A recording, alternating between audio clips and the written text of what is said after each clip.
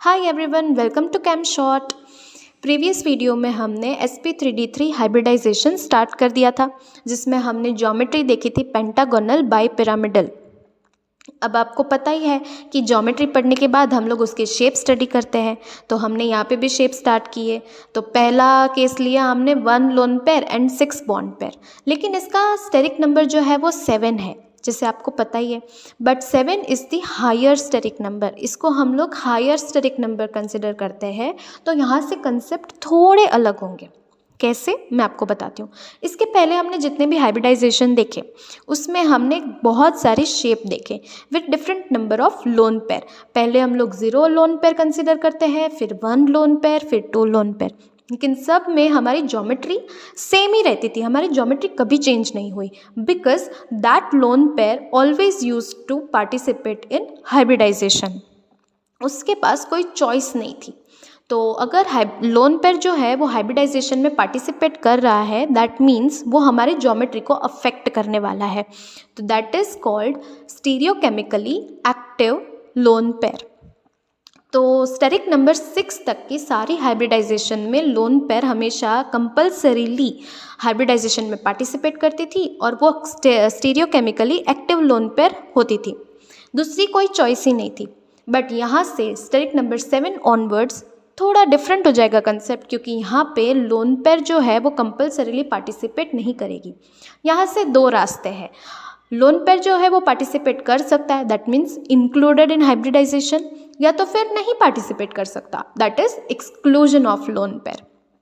तो last video में हमारा जो पहला केस था जिसमें 1 lone pair and 6 bond pair थे, तो यहाँ से दो रास्ते आ गए कि जो हमारा 1 लोन पेयर है that is situated in s orbital, वो या तो इंक्लूड हो सकता था या तो एक्सक्लूड। तो दोनों ही केस हमने देख लिया थे।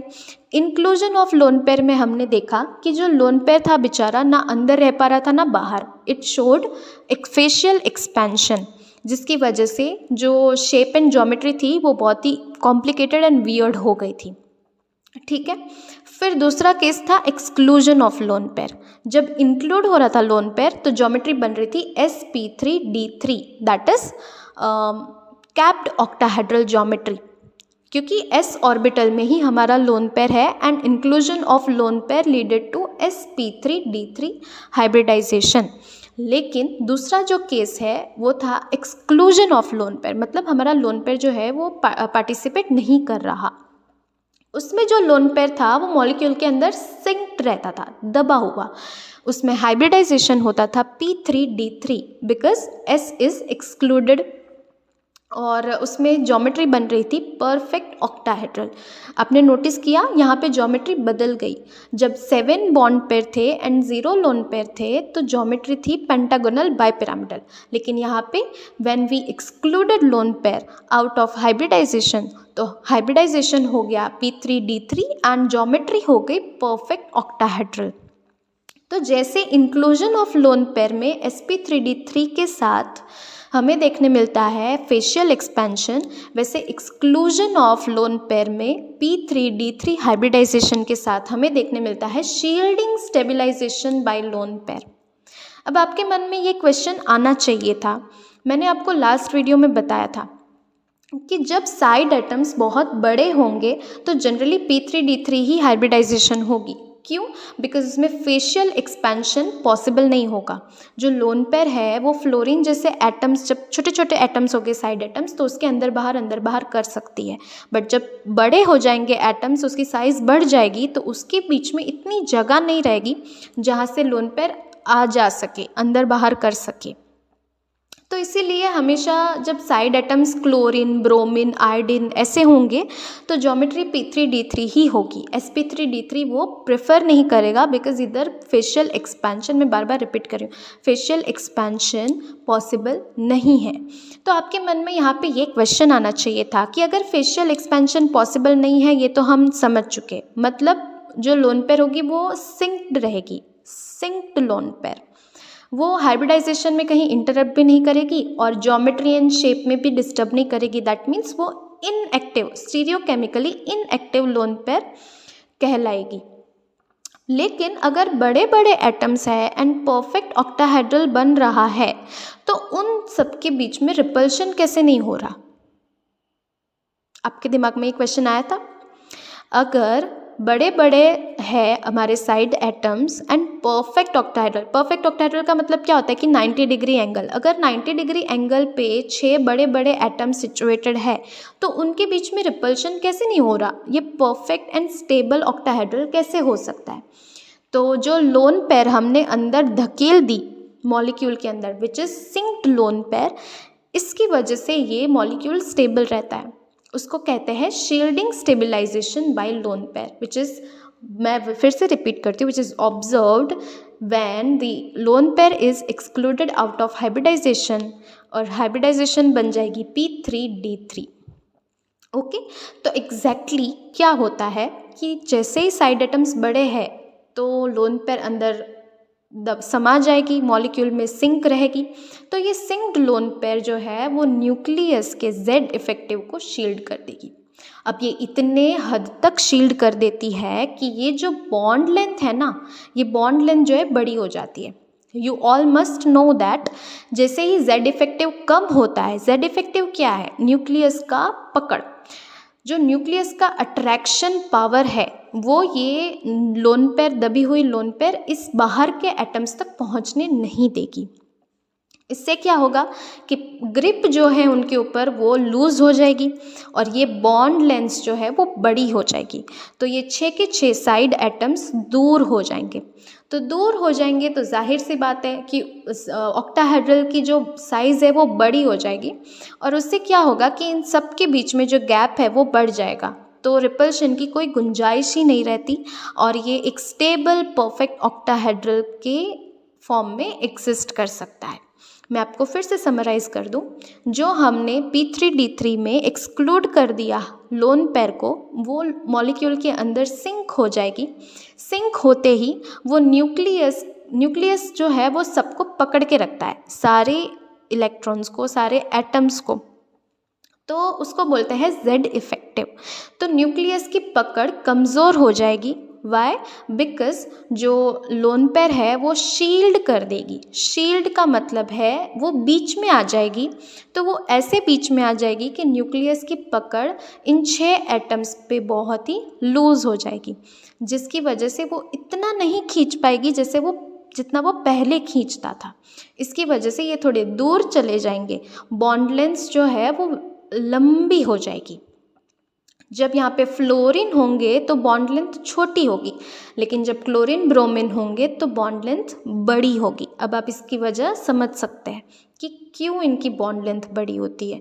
बिकॉज जब फ्लोरीन होगा तो लोन पेयर पार्टिसिपेट करेगा, उसकी पार्शियल मिक्सिंग होगी हाइब्रिडाइजेशन में, बट जब क्लोरीन ब्रोमीन होगा तो लोन पेयर एक्सक्लूड हो जाएगा एंड वो शील्ड कर देगा न्यूक्लियस के Z इफेक्टिव को। तो जैसे ही Z इफेक्टिव कम हो जाएगा, सारे साइड एटम्स की बॉन्ड लेंथ लंबी हो जाएगी, वो न्यूक्लियस से दूर चले जाएंगे, ऑक्टाहेड्रल की साइज़ भी बढ़ जाएगी, उनके बीच में, साइड एटम्स के बीच में बहुत ज़्यादा गैप हो जाएगा, जिसकी वजह से रिपल्शन बिल्कुल नहीं होगा और वो एक स्टेबिलाइज्ड परफेक्ट ऑक्टाहेड्रल के फॉर्म में एग्जिस्ट करेगा। ठीक है, तो आपको यहाँ तक समझ में आया सब? तो फिर हम लोग आगे बढ़ते हैं। ओके, तो आपको ये समझ में आ गया होगा कि loan pair which was synced inside molecule now shields the nucleus at such extent that it's Z effective on hybrid orbitals decreases very much, which in turn leads to increase in size of bond length. तो shielding बढ़ी किसकी वजह से? Lone pair की वजह से। कौन से लोन पेयर की वजह से? जिसको हमने एक्सक्लूड कर दिया हाइब्रिडाइजेशन में, वो लोन पेयर शील्डिंग बढ़ा देगा। शील्डिंग बढ़ने की वजह से न्यूक्लियस का Z इफेक्टिव कम हो जाएगा। जैसे ही Z इफेक्टिव क्या है? न्यूक्लियस की पकड़। न्यूक्लियस की पकड़ को वो कम कर देगा तो बॉन्ड लेंथ बड़ी हो जाएगी। साइड एटम्स जो है उसको न्यूक्लियस अब पहले के जितना खींच के नहीं रख पाएगा, तो वो दूर चले जाएंगे, उससे बॉन्ड लेंथ बढ़ जाएगी।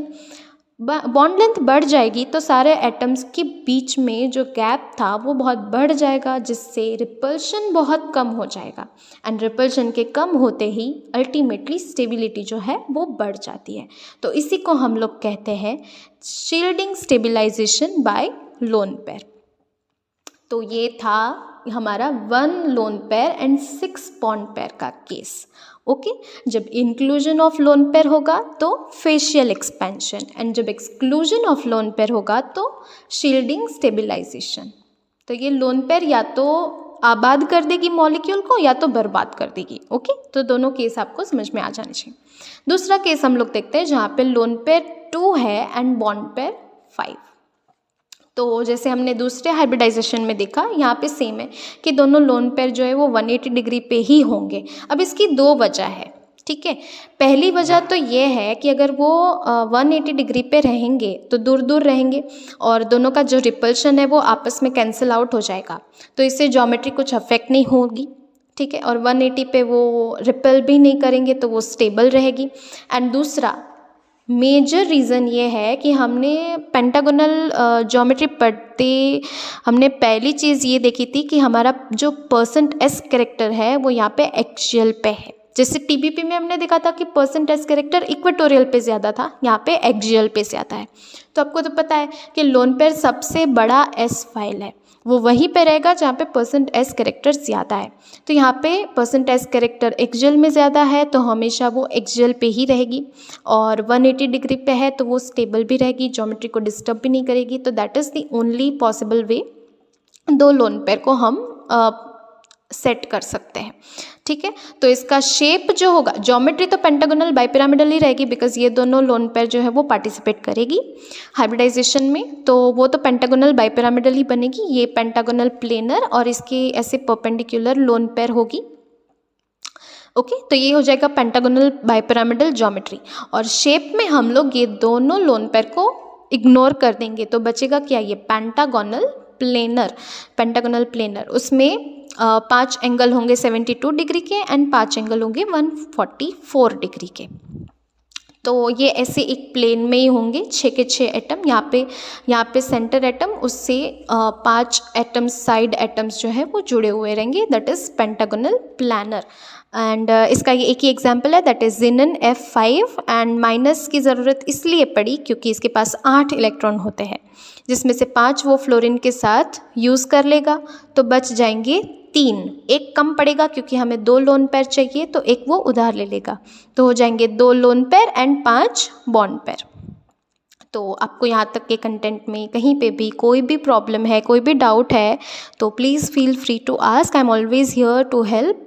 तो here I end the sp3d3 geometry, and next video में हम sp3d4 geometry start करेंगे। Okay, thank you.